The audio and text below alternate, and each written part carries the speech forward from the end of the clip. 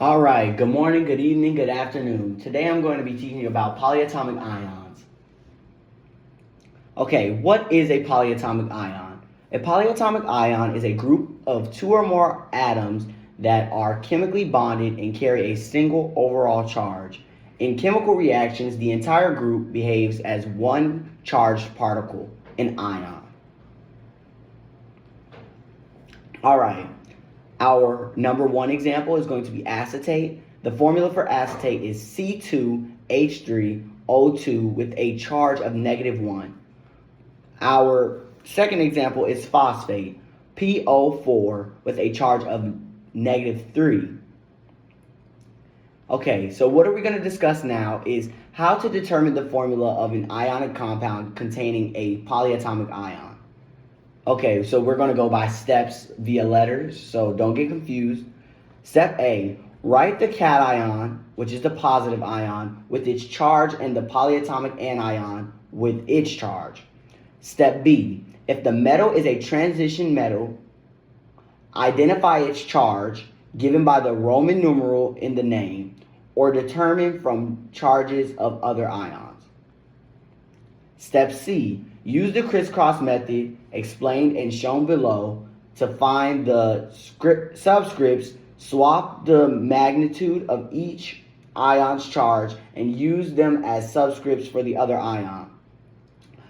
For future reference throughout this presentation, the magnitude is the number without its charge.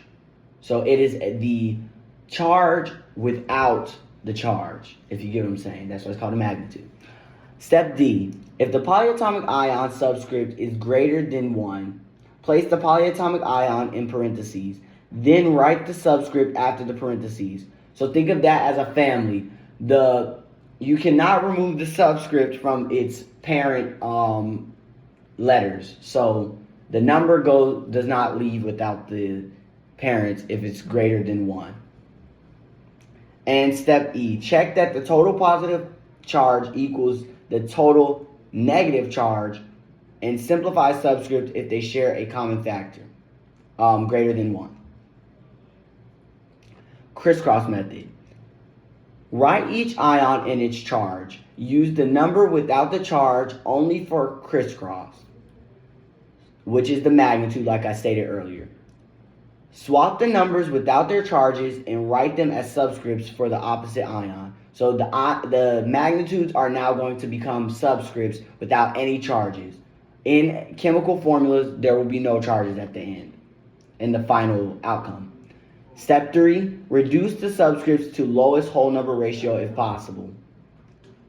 And step 4, put parentheses around a polyatomic ion when its subscript is greater than 1.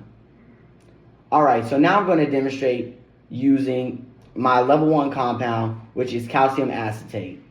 Step 1, identify the ions. So my cation here, which is a metal, is calcium. The symbol of calcium is Ca, and the charge is +2. Next, I'm going to state my anion, which is the polyatomic atom, and it is acetate. The formula for acetate, like I stated previously in the example, is C2H3O2 with a -1 charge. Step 2, let's use the crisscross method. So the magnitude of CA's charge is going to now become the subscript for acetate. And for the magnitude of acetate is going to become the subscript for calcium. Now we must write the formula with parentheses if needed.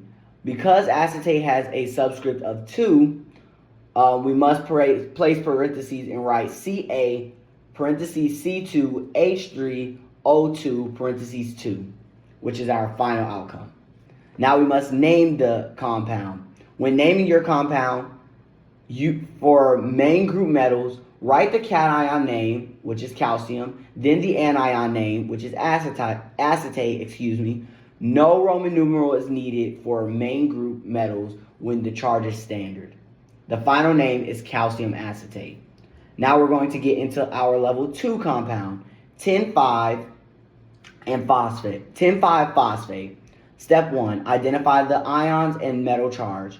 Our transitional metal here, which you can see because it has a Roman numeral, is tin-5, which is going to be Sn with a charge of positive 4. The polyatomic anion is phosphate, which is, like I said in the example, PO4 with a charge of -3. Let's use the crisscross method again. You will swap the magnitudes, which again are the charges when you remove the charge from it. So not negative and positive. So now the 4 is going to become the subscript of phosphate, and the 3 is going to become the subscript of tin, where we come and have SN3 parentheses PO4 parentheses 4. We have parentheses because there's a subscript greater than 1. Now we have the naming rules once again. When naming, write the metal name, then the oxidation state in Roman numerals in parentheses, then the anion name.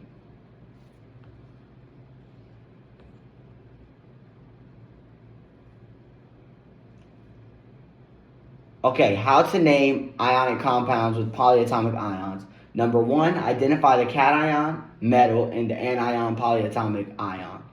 If the metal is a transitional metal, determine its oxidation number given as Roman numeral, its oxidation state, given as a Roman numeral, or deduce it from other ion charges. The compound name equals cation name plus anion name. Do not change the polyatomic ion's name. If the metal has a variable charge, include the oxidation state of the metal in Roman numerals in parentheses immediately after the metal name. And here are some examples provided at the bottom. So today, let's recap. A polyatomic ion is a group of atoms that act as one charged particle, and I can write formulas like Ca parentheses C2H3O2 parentheses 2 and SN3 parentheses PO4 parentheses 4 using the crisscross method. Our final overlook that we should have learned today is write the ions and charges clearly. We should have shown the crisscross method with arrows and write resulting formula, place parentheses if needed and simplify subscripts, and name the compound with correct use of Roman numerals for transitional metals. Thank you for watching and learning with me. Have a great day.